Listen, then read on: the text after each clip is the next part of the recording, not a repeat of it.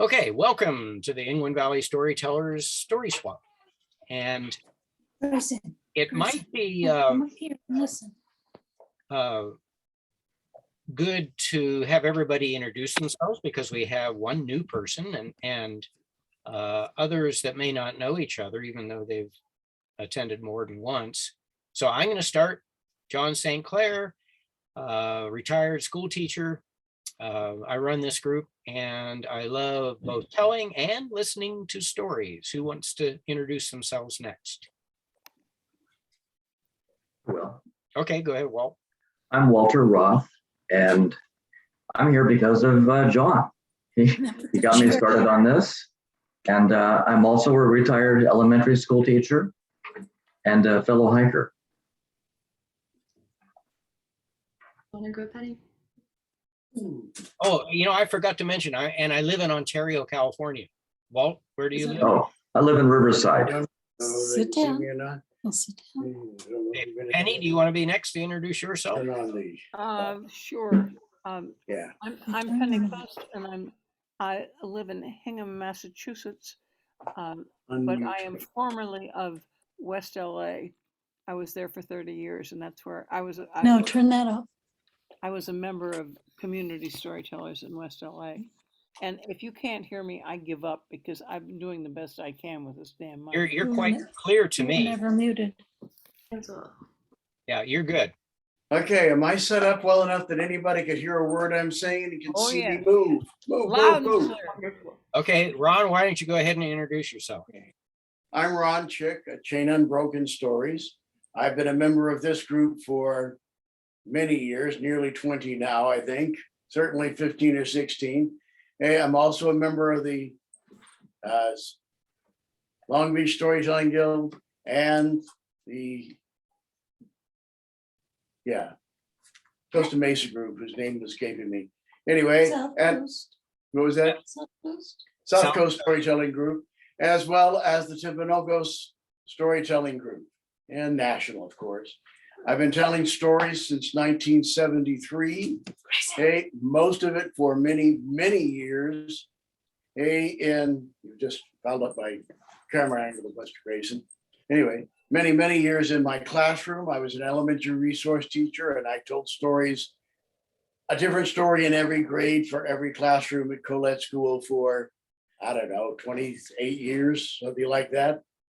So I've been going to storytelling events and telling stories and sharing stories for all these years. And basically, I go where there is story. All right, one more person.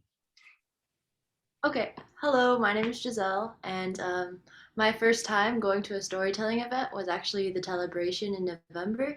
And I heard about that because I'm taking a storytelling class right now. I'm a student, and I heard about it from a local college, Norco College, and my teacher had mentioned it, and I had been enjoying learning more about different kinds of stories, and so I wanted to go to the event, and I did, and I really enjoyed it. And yeah, I'd like to do things with teaching too in the future, just because you guys had mentioned you guys were teachers. And then yeah, I just like to continue hearing more stories and sharing them and using them in different ways. I have like a background in dance also, so that's been like my storytelling method, like way. And so it's been cool to be able to hear stories in other ways and the different cultures and backgrounds and different places that story comes from. Oh, glad you're here. Mhm.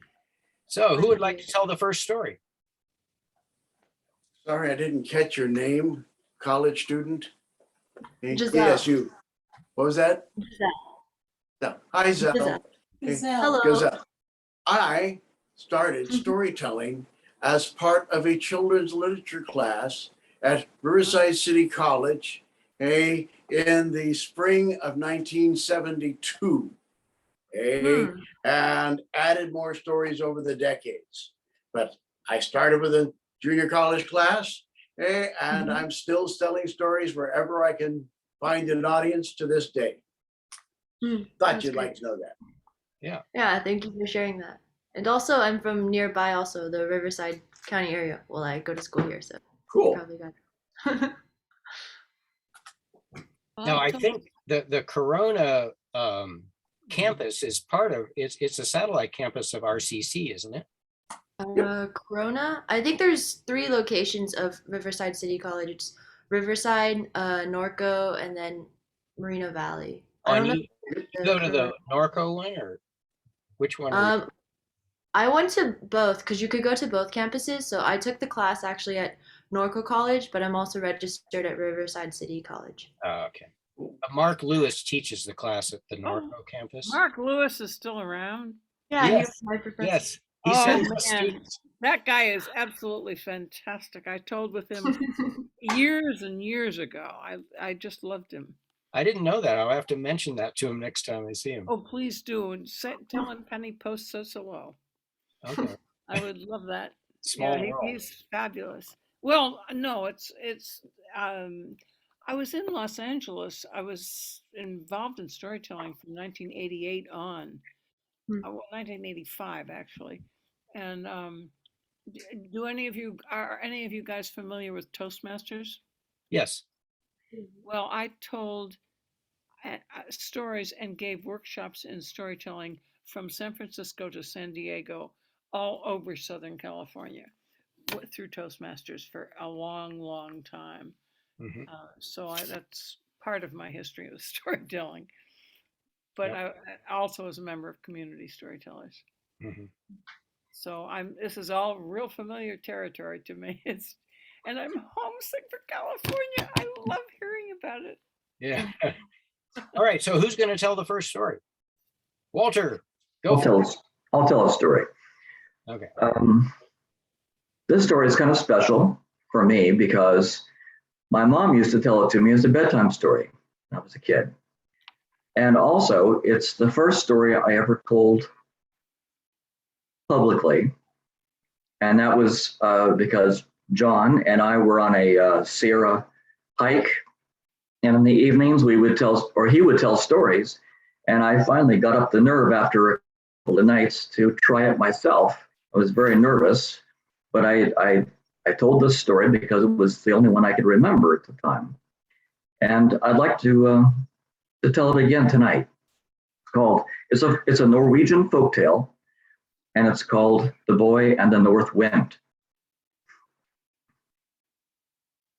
And there was a little boy and his mother lived in a small village,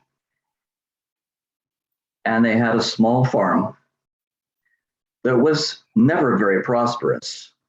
But when her husband died and the work was all left to her and her young son, the farm became less prosperous. They had poor decisions, bad weather, crop failures, until finally their farm produced nothing. And they were left subsisting on what they had grown the year before, which was nothing but coarse grain stored in barrels in a small storage shed out behind their house. They were subsisting on nothing but this coarse grain cooked into porridge every day, until finally, as winter approached, they had only one bowl full left in the bottom of the barrel. The boy went out, scooped up this bowl, and held it in his hands and walked out the door. And just as he walked out the door to the storage room, an icy blast of wind hit him with such force that the grain in his bowl blew out and scattered everywhere. It literally just disappeared. Heartbroken, he ran into the house and told his mother, "We have no food at all." "What happened?" she said. "Well, the north wind took it," he said. So, being a very practical woman and plain spoken, she said, "Well, go to the north wind and ask for it back." So he set out. He wasn't sure exactly where the north wind lived, but he knew it must be north. So he headed north. And he traveled until he was very tired. But he finally found a place where it was an open plain with no trees, nothing but low shrubs and wind-whipped grass. And in this open plain, the wind blew relentlessly. And he thought, this must be where the north wind lives. And so he stood in the middle of this field and he called out in a loud voice, North wind, please give us our food back. You took our food. It was all we had. And then he waited. Nothing but the sound of the wind. He tried again a little more forcefully. North wind, you took our food. My mother and I are starved. Please give it back. At this, he saw something appear before his eyes. It looked like a giant mist or a cloud, and then it formed into the shape of a huge, powerful man with a gigantic gray beard. And he roared, who is this who accuses me of stealing? And the boy knew this must be the north wind. And he said, please, sir, my mother and I only had one bowl of food left, and you took it. Now we have nothing. The north wind said, I am the north wind. I blow the world over. I go over the wind, over the wide oceans. I go over the tall mountains. I blow through the forests, and with one puff, I can uproot trees. I cannot be bothered with a bowl of grain in the hands of a small boy. But please, sir, he said, we have nothing. And the wind did take it. And the north wind looked down at the little boy and he took pity on him. And he said, I will give you something that is much better than a bowl of grain. And he handed him what looked like a tablecloth, an ordinary tablecloth. But the north wind assured him that this was magical and that all he had to do was spread it on a table and say, set, table, set. And whatever delicious food he could imagine would appear piping hot on the table, ready for him to eat.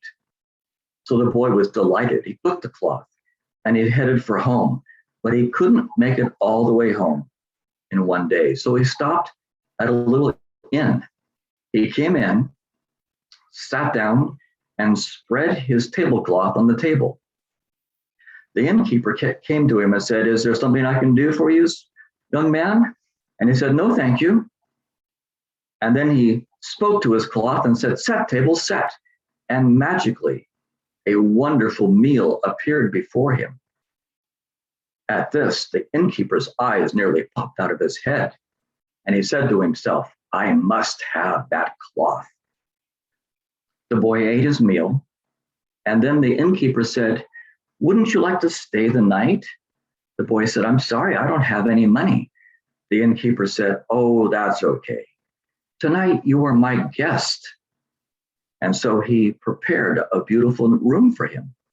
And the boy went in and thanked the man for his kindness. But while the boy slept, in the middle of the night, the innkeeper crept into his room and stole the cloth and then replaced it with one that looked exactly the same. So when the boy woke up, he took his cloth and he was none the wiser. So he walked home and excitedly told his mother about the magic cloth, and he spread it on the kitchen table and he said, set, table, set. But nothing happened. You've been tricked, his mother said. Go back to the north wind and ask for our food back. So the boy, very disappointed, the next morning he left and went back to the same open plain, and he asked the north wind, please, you tricked me. The cloth only worked once. And the north wind appeared and he said, I did not trick you, but someone did. And so he said, I have another gift for you. And he gave him what looked like a small leather coin purse. He said, this purse is magic. All you have to do is say, give, purse, give. And coins will magically appear in the purse. So now you'll be able to buy whatever food or anything else that you need. So delighted, the boy took the purse and went back. But he stopped at the inn, not realizing that the innkeeper was the one who played the trick on him. He came in, he sat down, and the innkeeper said, "What can I do for you, young man?" And the boy said, "I'm going to buy dinner, and I'm going to spend the night." And he opened up his purse and he said, "Give, purse, give." And the coin appeared. He gave it to the man and he said, "This is for my meal tonight." And he said, "Give, purse, give." Another coin appeared and he said, "This is for my lodging tonight." When the innkeeper saw the magic purse, he said to himself, "I must have that purse." So as the boy slept comfortably in bed, in the dead of night, the innkeeper came in and stole the purse and replaced it with one that looked exactly the same. The next morning, the boy took the purse, went home, and shared it with his mother and said, "Look, mother, a magic purse." And he said, "Give, purse, give." But the purse gave nothing. "Again, you've been tricked," she said. "Go back to the north wind and get our food." So the next day, the boy went back to the north wind and he said, "The cloth only worked once. The purse only worked once. Please just give us our food." But this time the north wind said, "I did not trick you. I'm going to give you one final gift, and this is the gift that you need most right now." And he gave him a walking stick. And he told him, "This walking stick is also magic. And all you have to do is say, 'Beat, stick, beat,' and it will attack anyone who seeks to harm you." The boy understood what was happening now. So he went back to the inn. He came in and he sat down with his walking stick at his side. And the innkeeper said, "What can I do for you?" And the boy said, "Well, I would like a meal and I would like to spend the night, but I don't have any money." The innkeeper thought to himself, he first came with a magic cloth, and then he came with a magic purse. This must be a magic stick. So I must have that stick. So he told the boy, "Oh, that's okay. You can be my guest. I will give you a nice meal and a room, and you have nothing to worry about. Then you'll be on your way tomorrow morning." So the boy went into his room after a nice meal. But this time he did not go to sleep. He only pretended to be asleep. And he waited until the dead of night. And sure enough, the door opened and in crept the innkeeper. And just as he was reaching for the stick, the boy leaped up in bed and said, "Beat, stick, beat." And the stick leaped up in the air as if it were a living creature. And it began to pound the man on the head. And he said, "Stop, stop, enough." And the boy said, "Are you going to give me back my purse?" "Yes, yes." "Are you going to give me back my cloth?" "Yes, I will." "Stop, stick, stop." And the stick stopped. And the innkeeper did go and got the purse, and he got the cloth, and he returned them to the boy with an apology. The boy left, and he came home, and he had a magic cloth to show his mother, so they were never without food. He had a magic purse, so they were never without enough money. And he had a magic stick to protect them from anyone who might do them harm. All right. Thank you. That was great. Oh. It's called The Boy in the North Wind. I used to read that story to my kindergarten class when I taught kindergarten. The kids loved it. It reminded me of a Filipino folktale. There's one called like The Adventures of One, and it's kind of similar, but it happens in like a forest, and a guy stops him, and he's trying to bring the stuff home to his family, and so it's kind of a similar like outline, and so it was interesting to be able to hear it in a different context and like a different place. So that was cool. Yeah, that happens a lot. Many cultures have the same kinds of folk tales with slight alterations that fits better with their culture. But You know, many cultures have Jack and the Beanstalk stories and Cinderella stories. It's amazing. Mm. Are you familiar with, I guess it was a guy named Northrop Frye, kind of popular in the 70s. He was a literature professor, and he popularized this idea. He didn't invent it, but idea of archetypes, where there are only just really a handful of basic story types, and all stories are just different versions and different elaborations and different settings for those same stories. And if you don't believe that's true, switch over to the Hallmark channel for a few minutes and discover that they have literally made 400 movies for this Christmas season that have exactly 3 plots. Yeah. Yeah, 400 movies, 3 plots.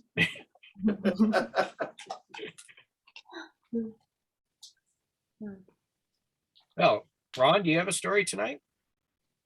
Well, yes, as a matter of fact. Of course, I have endless Christmas, Halloween, St. Patrick's Day stories, but I haven't told this tale this year. And with my grandson Grayson here, I decided I would tell the tale of the Christmas apple, a legend out of Cologne, Germany.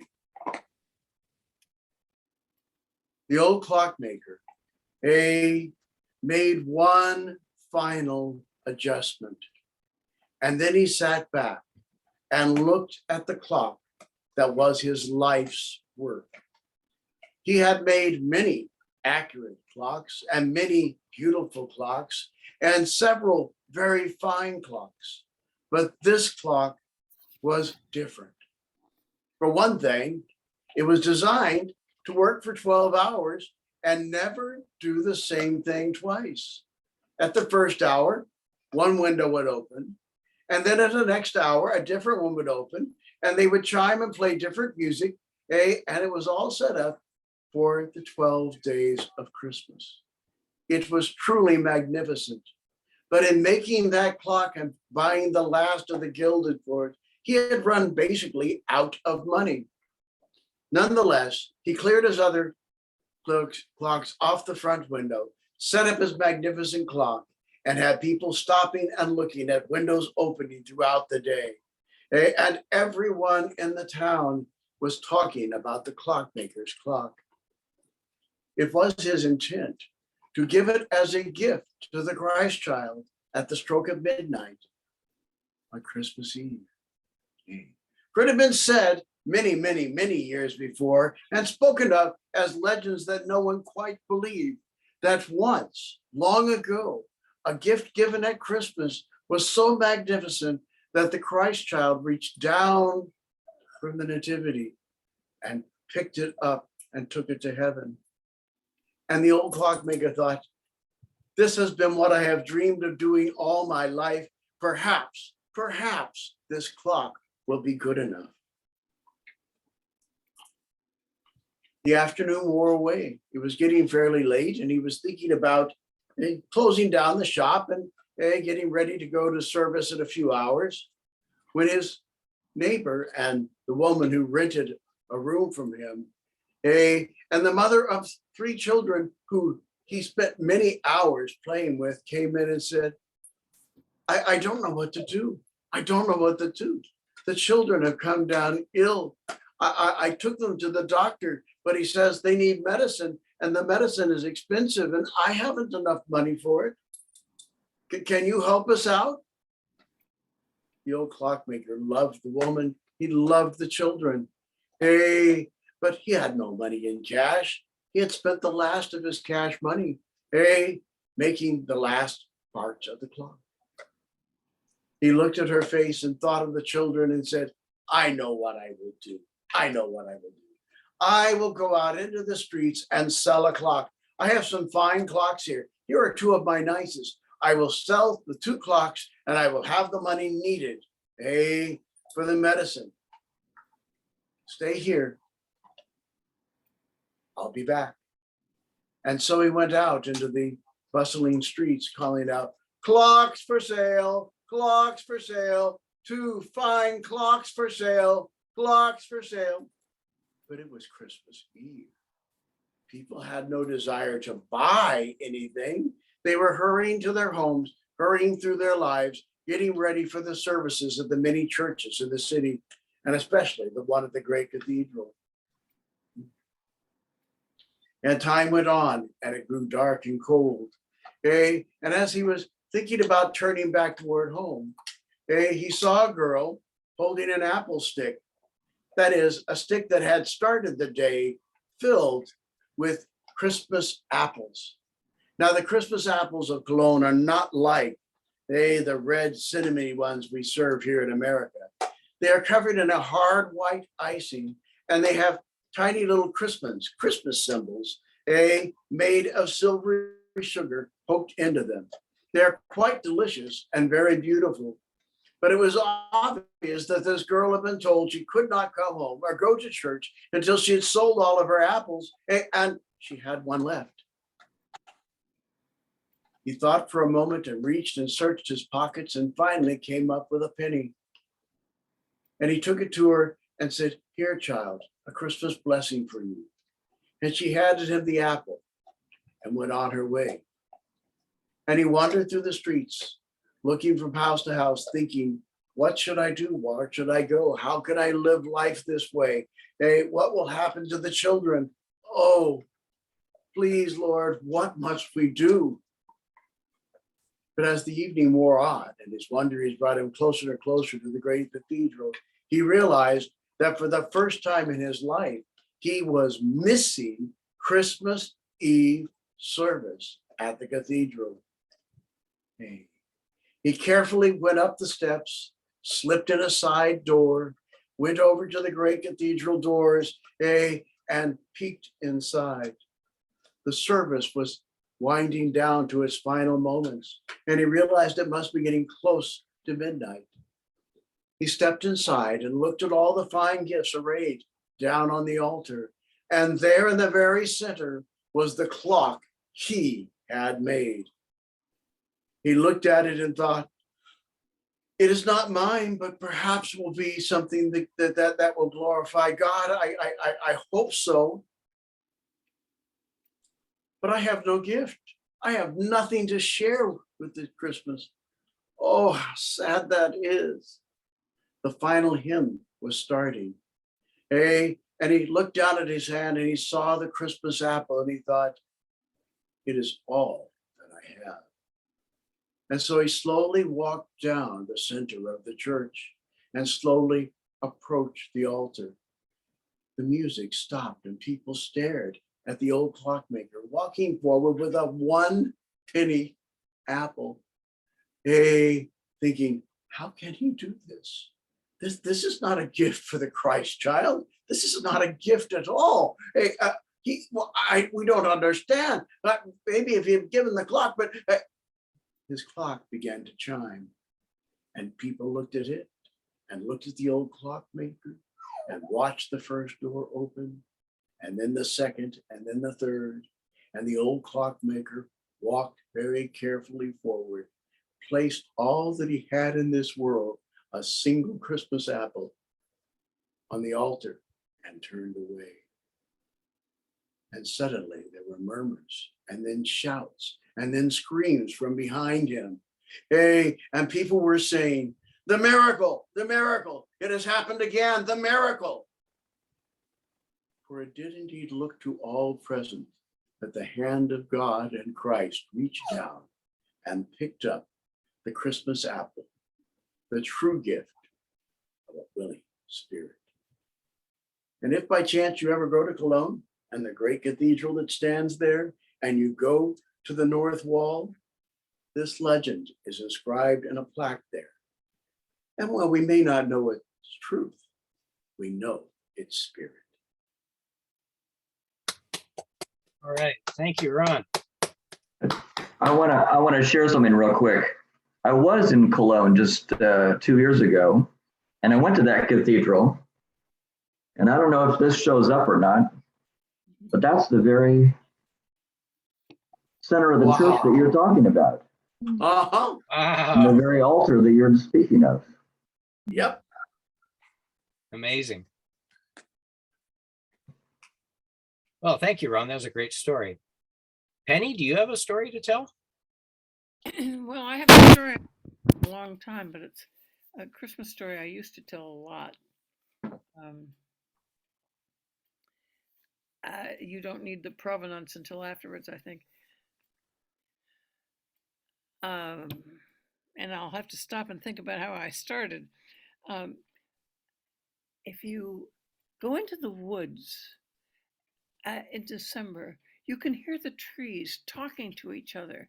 In the whisper of their words, you can hear them saying, "You don't have to be perfect to be a Christmas tree, not anymore." And then they will tell the story of the time when they did have to be perfect, long ago, way back beyond the Carpathian Mountains. There was a castle. There was a castle and there were woods. The trees were beautiful. They were tall and straight, and everyone had a long, long branches that had just a hint of a curl at the end, and they were green and glossy and proud.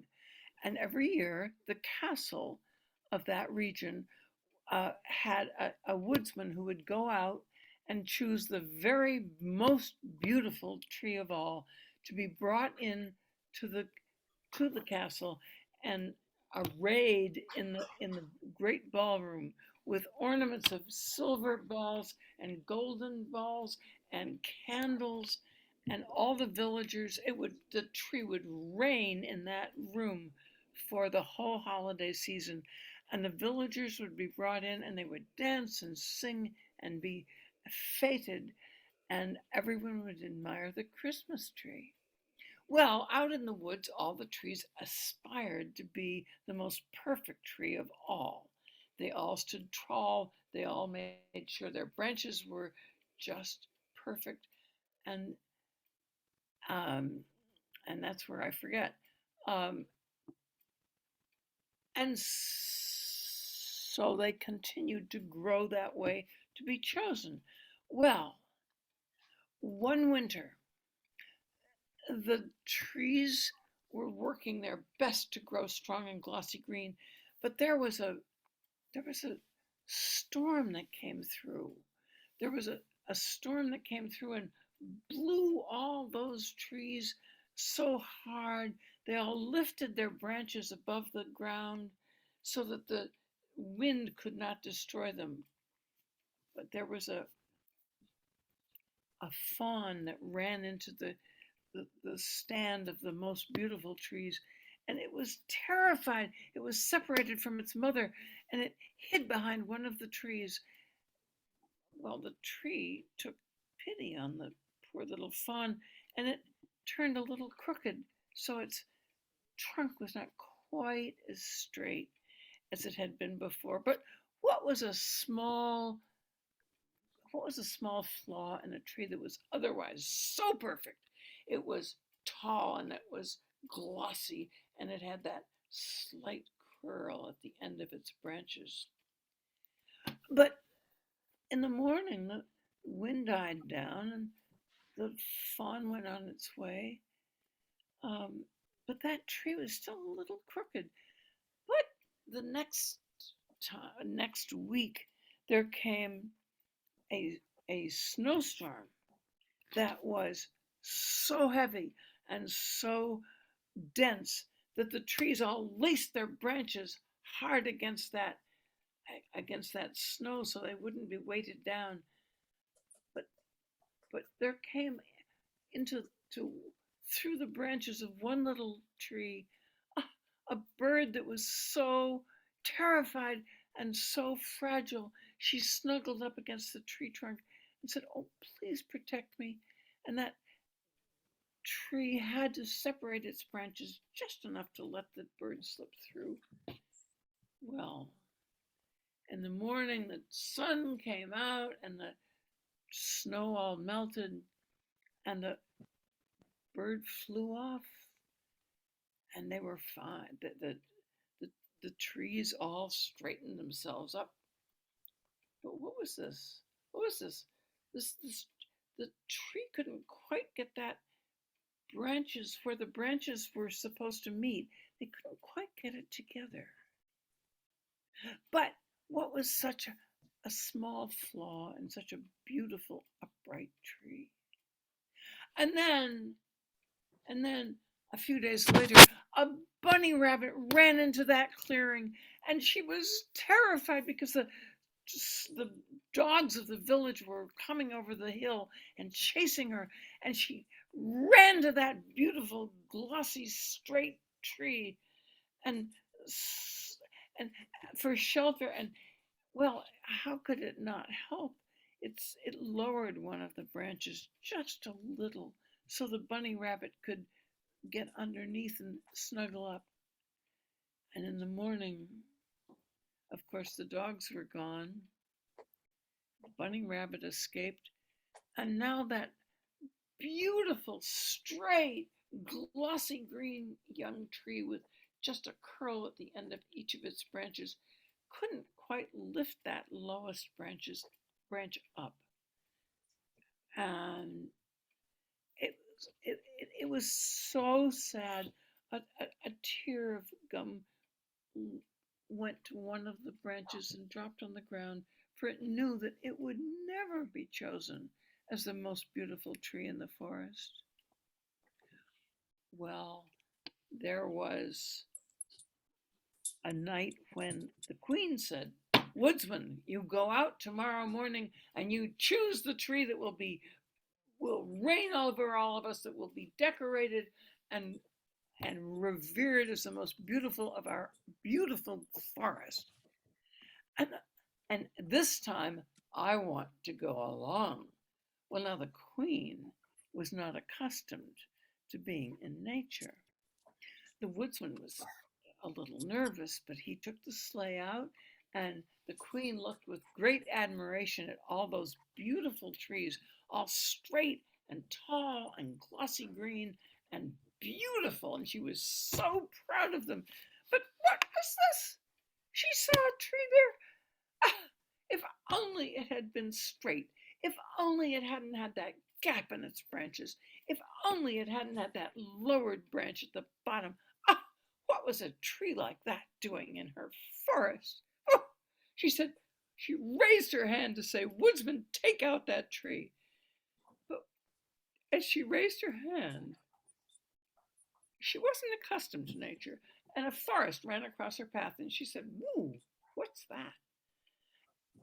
And the fox brought her attention to the fact that there were paths of birds and animals, all kinds of creatures, all going toward that same tree.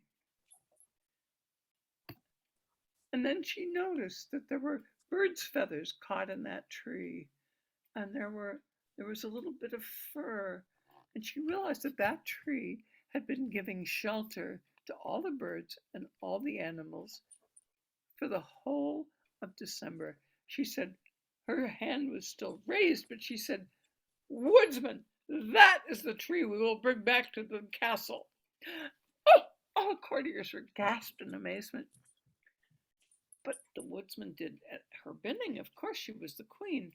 And he brought the tree back to the castle, and it was decorated with the golden balls, the silver balls, and 1,000 candles, and it stood proud and supreme through the whole Christmas season. And everyone who came and danced alongside that tree and admired it saw something of themselves in the tree. For in that drooping branch, they saw the gentle welcome of a mother. And in that opening branch, the branches further up, they saw the generosity of their fathers welcoming people in. And in that crooked trunk, they were reminded of the slightly crooked stance of their beloved elders. And everyone who saw that tree knew that they had never seen a tree that was so beautiful to be brought to the great castle. And so, when you go into the woods and you hear the trees whispering, you will hear them say, "You don't have to be perfect anymore because you are perfect just the way you are." That story I heard in Toastmasters 30 years ago. I was riveted by it. I said, I have to have the source of it. I found the source of that story in Guideposts magazine. And when I came to Linden Ponds, where I live now 2 years ago, I discovered that one of the residents here, along with her now deceased husband, had been two of the major writers for 40 years for Guideposts magazine. So I have another connection to the way that Christmas trees, and she is blind now, and she is perfect just the way she is. All right. Yay, thank you. Wonderful story. I see Nick has joined us. Hello. Hey, Nick. Hey, Merry Nick, Christmas. I hope you got to hear a little of that because I was really pleased with being able to pull it out of my. Well, I was able to hear at least most of it from what I can tell. Yeah, I think he missed about the first 30 seconds. I did a little catching up because I haven't told it in a long time, but that was for very many years. That was my go-to Christmas story. So thank you for letting me share it. Oh, thank you for sharing it. Mhm. So do you have a story, Dick? Actually, I do, and it's one that I don't normally tell, but I was reminded of the fact that there was a storyteller who did a picture book version of this many years ago.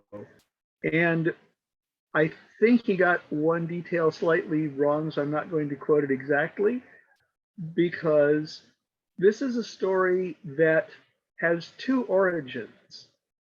And there's a historical origin and a legend origin. And I like the legend better. So that's the version that I'm going to tell.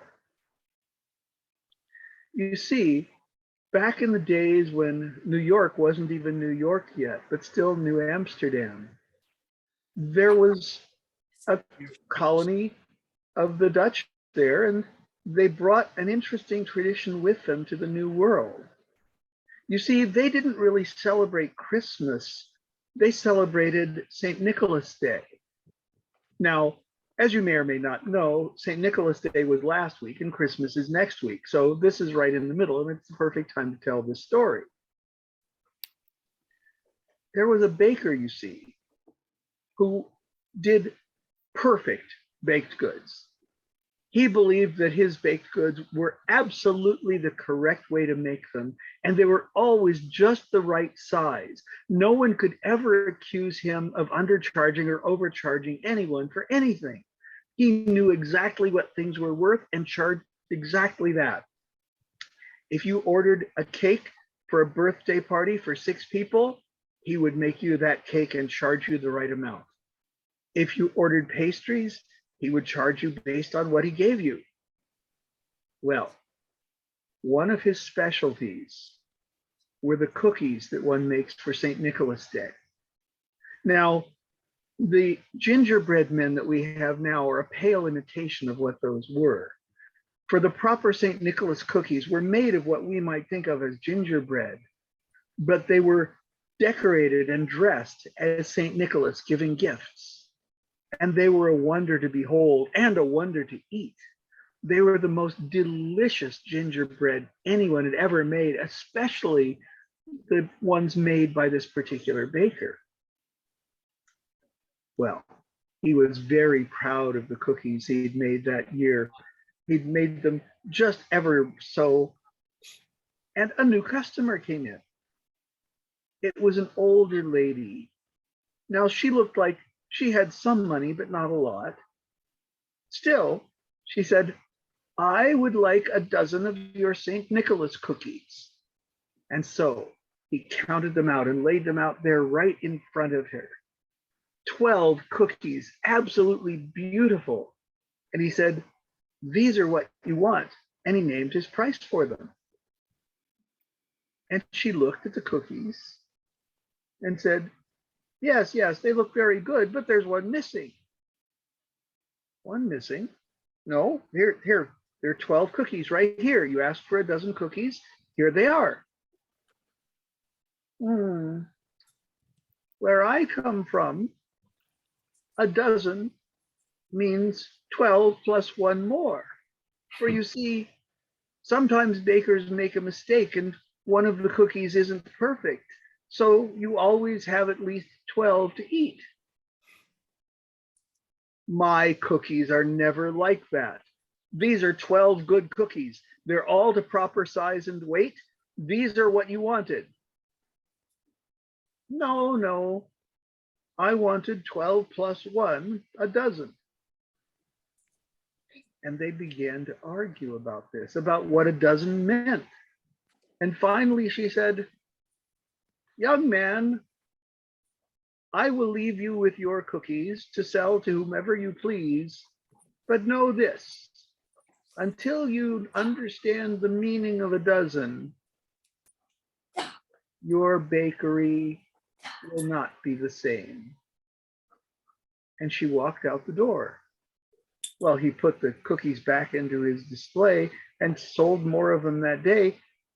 And at the end of St. Nicholas Day, he was very pleased with himself because he'd sold almost everything in the entire shop. But the next day, he went in and began to make pies for the season. And they didn't come out right. They didn't taste right. They were too sweet or too sour. Something was wrong and he couldn't tell what the problem was. Well, I'll make something different. I'll make one of my standby cakes. And it didn't rise. He started to make bread. Well, the ones that were supposed to rise big and tall fell flat. And the ones that were supposed to be flat puffed up. He could do nothing right, and he couldn't tell what was wrong. But his customers could tell that these were not what they were used to, and gradually his customers found other bakers, ones who didn't surprise them with ugly or foul-tasting baked goods. So it was that day after day, week after week, month after month, his business dwindled till only a few people would come to him, and only because he would sell you the things that hadn't worked at a cheaper price, just so that he would have some coins to buy ingredients for the next batch.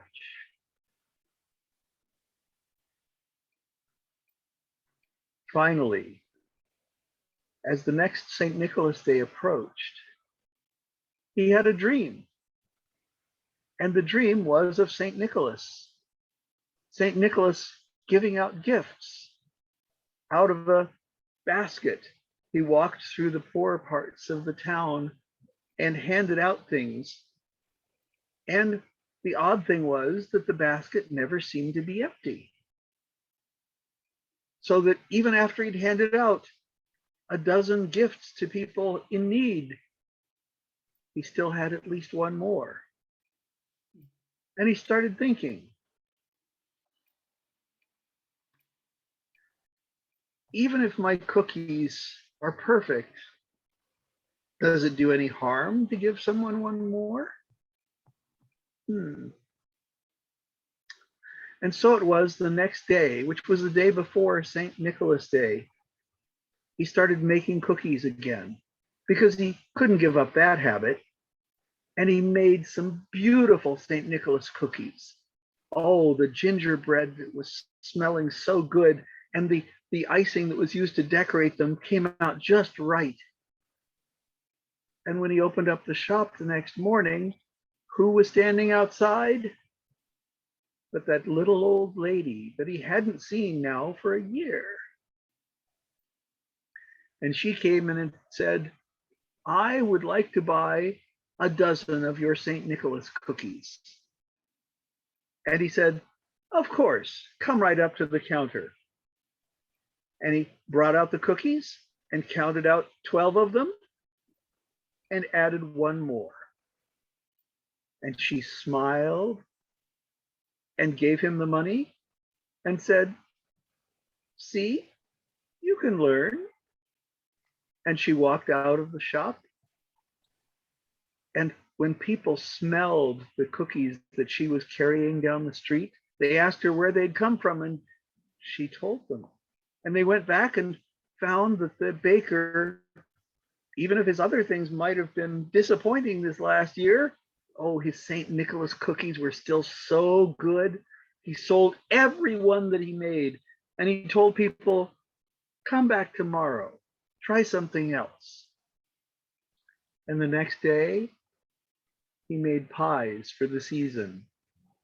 And they weren't too sour and they weren't too sweet. And the cakes that he made that winter, they rose when they should. And the breads didn't fall when they shouldn't. So it was that his new customers in this growing new land found his bakery to be interesting and generous. Because if you ordered a dozen of anything, there was always one more. Well, that meant that customers started flocking from other bakeries. And so the other bakeries fought back by doing the same thing. And so it was in New Amsterdam that there was a phrase coin. Because you see, you could buy a dozen eggs and there were always 12. But if you bought a dozen cookies from a baker or a dozen rolls, they always tossed in one extra. You know, a baker's dozen. Right. All right. Oh, Nick, Okay, Nick. this is great. So Giselle, do you have a story to share? Yeah, I have a story if we still have time. It's a shorter story. Oh yeah, sure. So this story comes from India, and it's a folktale from India. And it begins with a housewife who's at home, and she has both a song and a story, but she never shared the song or the story with anyone. And so the song and the story felt trapped within her. And so, of course, naturally, one day when she went to sleep with her mouth open, the song fell right out, and it turned itself into a pair of shoes. And the song found its way out as well, and it turned itself into a coat, and it hung itself on a rack. And so her husband comes home, and he says, who's visiting? And she says, no one's visiting. And he's like, well, then whose coat is this? And whose shoes are those? She's like, I don't know. And so they begin to have a discussion, which turns into an argument. And so they're arguing all night about whose coat and whose shoes these are. And so the husband finally has it, and he takes a blanket and he goes to the monkey god's temple, and he sleeps there for the evening. And the woman, as she's trying to sleep that evening, is trying to understand what happened and where these clothes came from and what they were doing there. And so she finally just decides to go to sleep. And so she turns out the flame in her lantern, and she just goes to bed. And something about this village is that all of the flames of all the lamps in the village actually gather at the Monkey King's temple in the evening. And they actually come here for one reason, and that's only to gossip. And so this evening, all of them from every house, each and every one is represented, all of the flames, except for one. And this one arrives late. And so once the last flame comes, they say, why were you late? And this one says, well, you see, the couple, they were arguing tonight. And they're like, oh, well, what were they arguing over? And they said, well, you see, there was a coat and some shoes. And so the husband asked whose they were, and the woman said she didn't know. So it turned into this big argument, and they were arguing all night. And so that's why I was late. And so the other flame said, well, whose coat and whose shoes were those? And so the flame says, well, you see, the woman, she had a story, but she never told anyone. And she had a song, but she never sang it. So naturally, they took revenge, and they just turned themselves into a coat and some shoes. They said, oh, okay. And so from under his blanket, the husband was able to hear all of this from within the temple. And so after the night passed, in the morning, he returns home, and he arrives at the house, and all of his worries and suspicions are cleared. And so he goes to his wife and he asks about the shoe, not the shoes and the coat. We already know what happened to that. But he asked about the song and the story. And so the wife turns to him and she replies, "What song? What story?" That's the book. Oh my. Oh man. Oh, what an ending. I love that story with all my heart. I've heard it. I heard it 30 years ago. I've only heard two other people ever tell it, but I tell it as the preface to a story of what happened to me with my brother when I told him the truth of something that happened to me, and Wow. why telling the story changes everything. I love that story just about more than anything I know. Thank you. Yeah, It was thank a you really for sharing it. Yeah. Giselle, Yes. I'd like to ask you a personal question. You don't have to answer if you don't want to. But I think I know your family. Did your mom, by any chance, happen to be an elementary school teacher? No, she wasn't. No? Okay. Okay. It's just some amazing coincidences that I thought could possibly be a connection, since you're Riversider, the same. No, not my mom. My grandma did teach, but she taught more in Orange County, but that was like a while ago. But not my Okay. mom. Yeah. Where did you find Giselle? that story? I'm Hey, curious. I wanted to tell you that you are a natural for our art, Oh, and yeah. you should join different groups, tell different stories, add to your collection, and become a story fanatic like me. Like all of us, actually. Yeah, I'd love to learn more stories and to tell more and to hear more. Yeah. Where may I ask, where did you find that one? So actually in our class we were reading two books, and one of them is let me find the exact title. It was by Liz Warren though, is what I know, and it's the Oral Tradition Today is the name of the book, and within it there's different chapters, and this was in the chapter about like folk tales, and so at the end of talking about folk tales and giving some examples of tellers, there's also some stories written at the end of them, and so that's where I had found it. Thank you. Thank you. If you want to find it online, I also found the book online. So if you wanted to link No, to that, I found it in the library. I found it. I did find it okay, online, and great then. I have a copy of it. Thank you. Yeah, you said that you would tell this story because you're talking about like truth afterwards. Is the next story you would tell? I told it because a friend of mine said, "I don't understand the power. Oh, you keep talking about how important storytelling is. Why?" And when this whole experience with my brother happened, I mean, I knew this story for, as I said, for 30 years. It's at the beginning of a very big anthology by a very noted Indian scholar. And he says, in his notes in that book, he says, I put this at the beginning because the most important thing about story is that you tell it. Because if you don't tell the story that's in you, the stories will turn on the niggardly non-tellers and take their revenge. And that word, the niggardly, was just so great. So I use that, and then I say, this is what happens when you do tell a story. And then I go into the whole business with my brother. And the friend who said, I don't understand storytelling, came up to me after that concert, and she said, now I understand the power of telling stories. And so I love that story just most of all, because the woman didn't get it. And I've had other people tell it and find nice endings, but I like the way I'm very happy with the way you told it. Thank you. Giselle, how much of your life do you want to devote to storytelling this week? As there are other storytelling opportunities that can be zoomed in. I'd love to do more in the future. Maybe not this week, just because I have some finals this week. Yeah, it's that time of year when people are very busy. but John will have already posted the one from the Storyteller Association California that I and Adrian are performing in tomorrow evening at 7. And then on Thursday evening at about 7:30, the South Coast Storytelling Guild will have its concert. We're having a potluck first and then sharing stories. And I'll tell another story, and so will some other amazing storytellers. And John, do you have their link? If not, I'll send it to you. I don't think. And then on Sunday is an unusual event in that it's been canceled the last few years. The Muckenthaler Fine Arts Center in Fullerton is once again having a winter's solstice festival. From 12 to 2 on Sunday.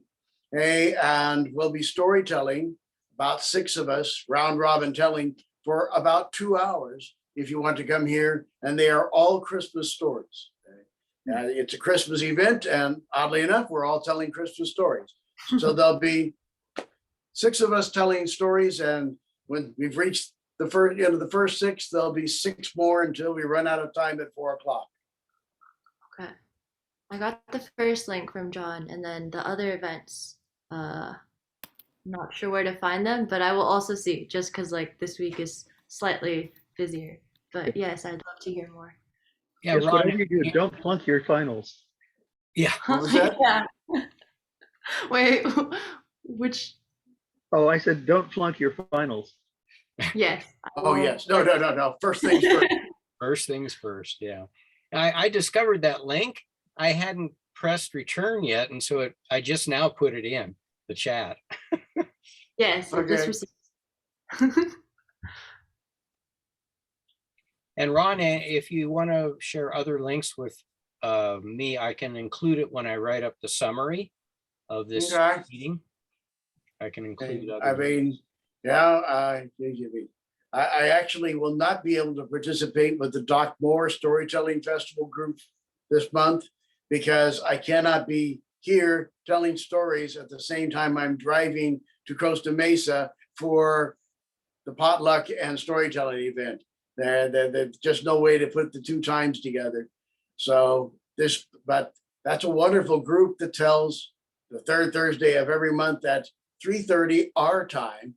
And I could put that link out to people for another month. I'm not participating this month. It's not possible. Mhm.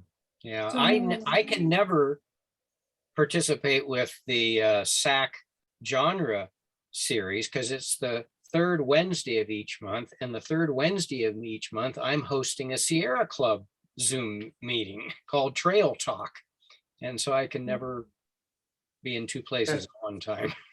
So, yeah. You're just not trying hard enough. Yeah, right. Well, if I weren't hosting the meeting, maybe I could pull it off. I don't know. Yeah, You maybe just need one to of have these 2 times. computers. Yeah, 2 computers and have them muted. Well, another good group is Community Storytellers. Nick, you'll have to help me out with this. Community Storytellers of West LA, I think is how they're. Yeah, that one, the problem is I don't remember when the next meeting is because it's normally the 3rd or the 4th Sunday. I But know. yeah, well, I'll have the information next month because by then you won't have finals right around then. They're usually late in the month and it's on a Sunday afternoon. And it's just an hour or 2 storytellers getting together. And that group focuses mainly on shorter stories. Yes. Because that's something that the leader of the group, current leader of the group, Karen Golden, wanted to try. And so on Zoom, most of the stories will be short, like 3 minutes or less. You can tell longer stories, but you have to just let her know ahead of time so that she can schedule it. And there are a lot of other storytelling things around Southern California. So that's the good part. And as things open up, there will be more. One of the storytelling groups is actually doing a live storytelling show this weekend, but it's in Pasadena, and they have done other things. And they'll, if this works out, they have an outdoor venue where they're going to be trying some things. And as things open back up, they may go back to doing stuff at the indoor venue that they've used before. So there are a lot of storytelling things in California. Mhm. And of course, I assume that you've heard of the National Storytelling Network, nsn.org. Yes, they're the umbrella organization that all of these groups operate under. They're a Actually, national organization. the address is storynet.org. Ah, Yeah, that's a good organization. I helped with one of their online events last spring. They did a thing that connected stories and science. And that's going to be happening again. I believe it's going to be in April this next year. So, and that was really good. It was a whole weekend conference with things from all around the world. Yeah, and of course, the Storytelling Association of California has lots of good stuff going on. And if you go to the resources link on the Inland Valley Storytellers website, you'll get links that, like the genre one I just put in here, and also to other things that they're doing. Another great series they have is Stories in Living Color. And that's a very, very interesting one. In fact, Michael McCarty participated in that last month, I believe, either that or the month before. Penny, did you know Is Michael that the one with McCarty? the stories from around the Oh, world? I know Michael. Yes, I know Michael a lot. Michael and I have connected a lot, and we've connected a lot recently. It's been very heartwarming. He's part of the Healing Story Alliance, which is an Right. offshoot of the National Storytelling Association, and he was supposed to be doing part of a concert, again an offshoot of that, and I panicked when I saw that he was no longer on the program, and he told me why, and said he was just fine and it was all right. But we're in recent communication. Yeah. Yeah, well, he's done great work with prison inmates Yeah. and getting them to tell their own stories Yeah. He's as wonderful. part of a healing process. Have you seen, have any of you seen him? He has two biographical programs. One has to do with Black Panthers, and there's another one about, and I watched that on PBS because I thought, well, Michael was in Black Panthers. I wonder if he's here. And he was a very strong participant in that program. And he also has a personal account. I can't remember what the words are on YouTube. That's phenomenal. I haven't seen that one, but the Black Panther one, yes. He, I think he got the filmmaker to show it at something that a bunch of us were at. That was great. It was a great piece. I haven't seen that. Is that on YouTube somewhere? Well, I know YouTube has his personal, but you can ask him because Michael will tell you. Yeah. But the PBS thing was very widely distributed on Black Panthers. Oh, okay. And he was part of that when he was a young rebel. Yep. It's a riveting story. Weirdly enough, I tend not to watch PBS stuff because, well, see, I don't know if you know the story, but they ripped off a musician who had founded a company to help them distribute their videos. Really? Oh, yes. Now, that musician just died a couple of days ago, and I actually saw him in his final concert a few weeks ago. But the musician in question was Michael Nesmith of the Monkees. Oh.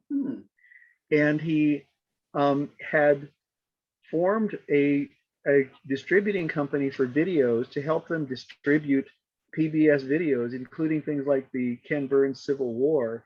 And once they realized how lucrative this was and that he was actually successful at distributing the videos, they said, well, thank you for starting this. We're going to take over now and break all the contracts. And he said, you can't do that. We have contracts. They're not expired yet.